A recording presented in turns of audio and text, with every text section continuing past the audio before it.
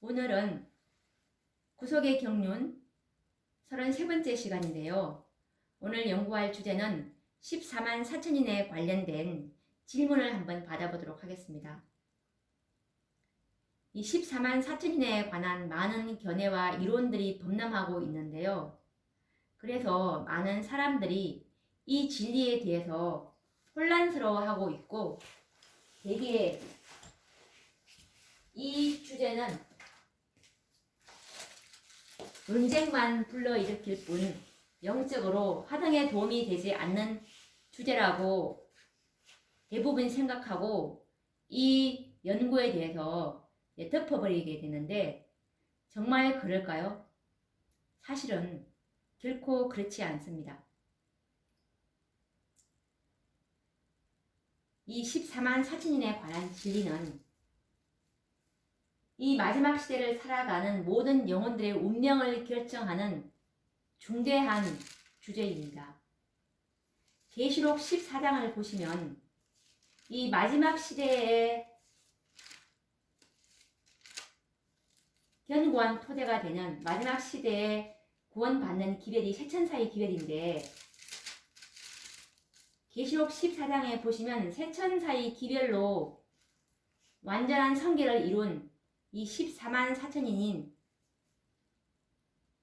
4천인이 나오고, 그리고 계시록 14장 14절부터 이제 20절까지 예수님의 재림의 장면이 나오는데, 계시록 14장은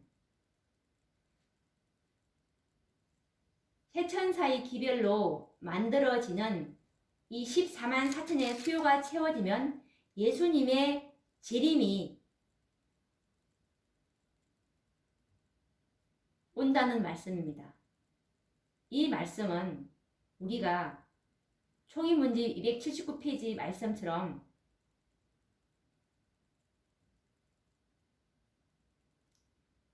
성도들의 수가 차서 인치는 사업이 마쳤다고 보고하는 한 천사가 그 보고를 하니까, 예수님 수요가 다 찼습니다 라고 보고를 하니까 예수님께서 지성소에서 중보하시던 향로를 내던지시고 지성소의 중보 사업을 다 끝내시고 이제 은혜의 시기가 맞춰지므로 더 이상 예수님께서는 이제 지성소에 안 계시는 것처럼 이제 7장 뒤에 바로 재림이 있게 되는데, 마지막 사건 순서가, 그러면 우리가 이것을 안다면 정말 이 주제는 너무나 중대한 주제입니다. 그래서 이것은 결코 논쟁의 주제가 아니라 무엇이 진리인지를 찾고자 겸손하고 간절한 마음으로 연구를 해 봐야 하는 것입니다. 마태복음 7장 7절과 요한복음 7장 17절 말씀처럼 찾으라, 그러면 찾을 것이요, 하나님의 뜻을 행하려 하면 이 교훈이 하나님께로서 왔는지 내가 스스로 말함인지 알리라 라는 구주의 허락을, 이 허락의 약속을 믿고 우리가 연구한다면 분명히 커다란 축복을 얻게 될 것입니다. 그러면 대부분 어떤 질문을 많이 하시냐 하면, 첫 번째 질문으로 살아계신 하나님의 인을 치는 시기는 언제부터입니까? 라는 질문을 합니다. 우선 요한계시록 7장 2절과 3절 말씀을 읽어보도록 하겠습니다. 또 봄에 다른 천사가 살아계신 하나님의 인을 가지고 해 돋는 데로부터 올라와서 땅과 바다를 해롭게 할 권세를 얻은 네 천사를 향하여 큰 소리로 외쳐 가로되, 우리가 우리 하나님의 종들의 이마에 인치기까지 땅이나 바다나 나무나 해하지 말라 하더라 라는 말씀이 있습니다. 그러면 계시록 7장 2절과 3절에 이 다른 천사가 지금 살아계신 하나님의 인을 가지고 올라오는 장면을 보게 됩니다. 이 다른 천사는 언제 이 살아계신 하나님의 인을 치는 일을 시작했는지 초기 문집 254페이지 말씀을 한번 펴보도록 하겠습니다. 초기 문집 254페이지입니다. 영문 페이지인데요. 셋째 천사의 기별이라는 그 장에 보시면 254페이지입니다. 예수께서 성소의 봉사를 끝내시고 지성소에 들어가셔서 하나님의 율법이 들어있는 법궤 앞에 서 계실 때 세 번째 기별을 가진 힘센 천사를 세상에 보내셨다라는 말씀이 있습니다. 예수님께서 지성소에 들어가심으로 이제 이 세 번째 기별을 가진 힘센 천사, 셋째 천사를 지상에 내려 보낸다라는 말씀인데, 그러면 이 셋째 천사의 사업과 사명이 무엇인지 우리가 알아봐야 합니다. 예수님께서 왜 지성소에 들어가셨을 때 이 셋째 천사를 지상에 내려 보내셨는지, 이것은 초기 문집 118페이지 말씀을 한번 보도록 하겠습니다. 초기 문집 118페이지 말씀을 보시면, 나는 그때 셋째 천사를 보았다. 나를 수행하는 천사가 말했다. 그의 사업과 사명은 두렵고 놀라운 것이다. 그는 곡식을 가라지에서 분리해서 인을 치고 묶어서 하늘 창고에 들이는 천사이다. 이 일에 온 마음과 주의력을 기울여야 한다라는 말씀입니다. 그러면 우리가 여기서 예수님께서 지성소에 들어가셨을 때 내려보낸 천사가 셋째 천사였는데, 셋째 천사의 사업과 사명은 곡식을 가라지에서 분리해서 인을 치는 일을 하는 천사라는 것을 알 수가 있습니다. 이것이 초기 문집 89페이지에도 셋째 천사의 사업과 사명이 나오고 있는데요. 읽어보도록 하겠습니다. 초기 문집 89페이지인데요. 나는 거기서 좁은 길을 여행하고 있는 소수의 무리를 보았다. 그들은 모두 진리로 굳게 뭉쳐져 있었는데 마치 나무단 또는 무리처럼 보였다. 천사는 셋째 천사가 그들을 하늘 창고에 들이기 위해서 인을 위에서 묶고 있으며 그들에게 인을 치고 있다고 말했다.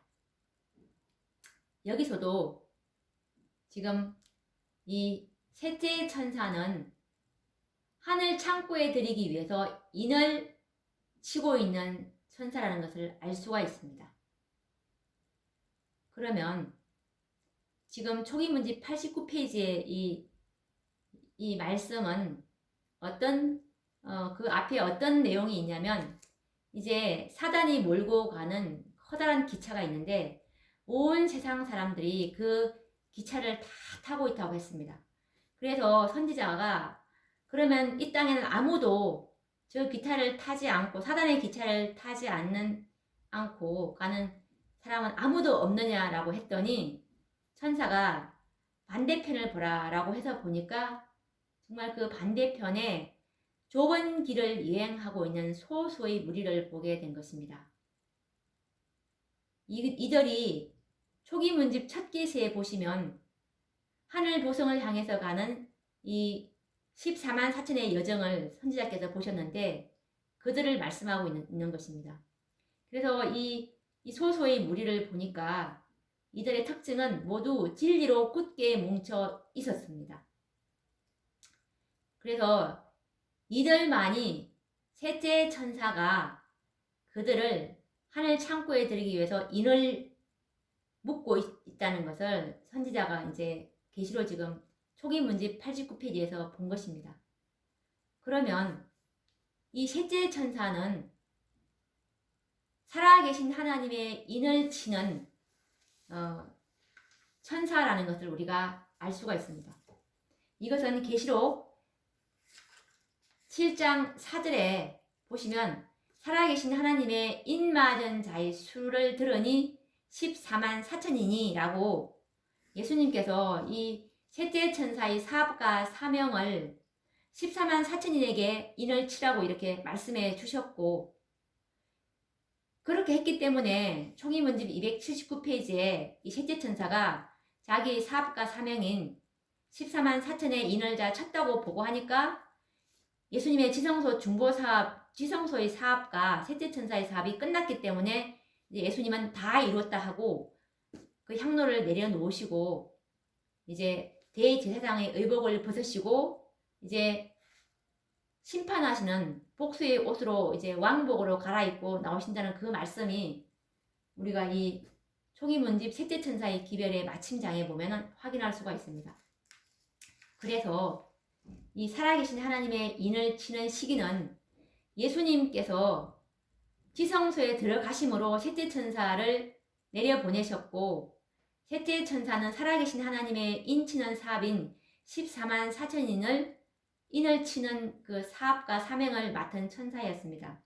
그래서 살아계신 하나님의 인을 치는 시기는 언제일까요? 예수님께서 지성소에 들어가심으로부터 이제 그 사업이 시작되었기 때문에 바로 1844년부터 이제 이 사업이 시작되었다는 것을 알 수가 있습니다. 그러면 이 살아계신 하나님의 또 인은 무엇인지 우리가 말씀을 통해서 확정을 해보아야 합니다. 우리의 믿음의 기초는 말씀이어야 합니다. 그것도 성경과 증언의 말씀으로 우리가 연결고리를 찾아서 확실하게 말씀을 찾아야 창수가 나고 해도 그 주초가 흔들리지 않기 때문에 우리는 말씀에 따라서 이 아까 읽어드린 말씀처럼 좁은 길을 여행하고 있는 소수의 무리인 14만 4천의 특징은 진리로 굳게 뭉쳐져 있었다고 했습니다. 그래서 우리는 말씀에 의거해서 믿음의 기초를 세워야 하기 때문에 말씀으로 확정을 시켜드리는 것입니다. 살아계신 하나님의 인은 무엇이냐 하면 화입주서 계시록 14장 9절과 12절 말씀에 보시면 살아계신 하나님의 인은 주의 안식일을 양심적으로 지키는 사람들에게 지킨다라는 말씀이 있습니다. 그래서 이 살아계신 하나님의 인은 안식일이라는 것을 말씀하고 있고, 또 다른 이것을 뒷받침하는 증언의 말씀은 대쟁2 640페이지에도 나와 있는데요. 그들은 넷째 계명의 안식일이 살아계신 하나님의 인이 됨을 너무 늦게 깨닫는다. 말씀처럼 이 살아계신 하나님의 인은 안식일이라는 것을 우리가 이제 확실히 할 수가 있겠습니다. 그리고 이 살아계신 하나님의 인은 어떤 천사가 치는지는 우리가 조금 전에 많은 말씀을 통해서 확인을 했습니다. 이 살아계신 하나님의 인은 셋째 천사, 예수님의 지성소 사업이기 때문에 셋째 천사가 인을 친다는 것을 초기문집 118페이지 말씀과 초기문집 89페이지 말씀을 확실히 확인할 수가 있었습니다. 정리를 해보자면 이 계시록 7장에 살아계신 하나님의 인을 가진 천사는 곧 셋째 천사와 동일한 천사이며, 셋째 천사는 1844년 하늘에서 내려왔고 그때부터 셋째 천사의 인치는 사업이 시작되었음을 알 수가 있고, 그리고 살아계신 하나님의 인은 넷째 계명인 안식일에서 발견됨을 우리가 확인할 수가 있습니다. 제 이 유튜브를 보시는 분은 블로그에서 제 블로그 큰외침, 이 블로그 이름이 큰외침인데요. 큰외침을 찾으셔서 제가 이 블로그에 있는 그 영상 밑에는 제가 지금 찾은 이 말씀의 자료를 올려놓으려고 하오니 와서 확인해 보시면 믿음의 기초를 더 확고하게 세울 수가 있을 것입니다. 그러면 또 이 14만 4천인에 관련된 그 질문은 또 다음 시간에 계속 이어보도록 하겠습니다. 다음 시간에 뵙도록 하겠습니다. 감사합니다.